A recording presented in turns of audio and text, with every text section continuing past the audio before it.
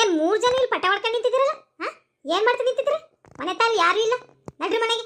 ಈ ಕೊಟ್ಟಿಗೆ ಮನೆ ಹತ್ರ ನಿಂತವ್ರು 3 ಜನ. ಇವಳು ಯಾಕೆ ಹಿಂಗೆ ಕುತ್ಕೊಂಡವಳೆ? ಏನಾಯ್ತು ನಿಂಗಮ್ಮ? ಇದಳ ಮ್ಯಾಕೆ ಅಲ್ಲೇನು ಸಗಣಿ ಒಳಗೆ ಚಿನ್ನ ಹುಡುಕ್ತಾ ಇದೆಯೇ? ಅದು ಅದು ಏನಿಲ್ಲ ಕಣವ. ಅಕ್ಕ, ಇದು ಪಿತ್ತದ ವಾಂತಿ ಅಲ್ಲ ಕಣಿ, ಏನೋ ಬ್ಯಾರನೆ ವಿಷಯ ಇರಂಗದೆ. ಪಿತ್ತದ ವಾಂತಿ ಆದ್ರೆ ಯಾರು ಹಿಂಗೆ ಹೇಳಕ್ಕಾಗ್ದಂಗೆ ವ್ಯಾವೆ ಅನ್ಕೊಂಡು ಕುತ್ಕೋತಾರೆ. ಏನಪ್ಪ ಏನ್ ಮಾಡ್ಕೊಂಡ್ಲ ಕಾಣೆ ಊರ್ ಸುತ್ಕೊಂಡು. ಸುಮ್ಮನೆ ನಿಂತ್ಕಳೆ, ಹೂವ ಇಲ್ಲ ಅವಳೆ.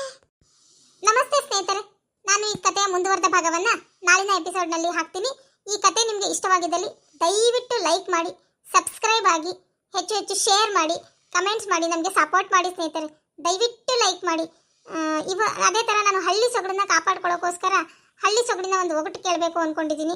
ಇವತ್ತಿನ ಒಗಟು ಏನಪ್ಪ ಅಂತಂದರೆ, ನೀರಲ್ಲೇ ಹುಟ್ಟುತ್ತೆ, ನೀರಲ್ಲೇ ಬೆಳೆಯುತ್ತೆ, ನೀರನ್ನು ಕಂಡ ಕೂಡಲೇ ಕರಗಿ ಹೋಗುತ್ತೆ, ನಾನು ಯಾರು? ಇದಕ್ಕೆ ಉತ್ತರ ಗೊತ್ತಿದ್ರೆ ದಯವಿಟ್ಟು ಕಮೆಂಟ್ ಬಾಕ್ಸ್ನಲ್ಲಿ ತಿಳಿಸಿ ಸ್ನೇಹಿತರೆ. ಧನ್ಯವಾದಗಳು.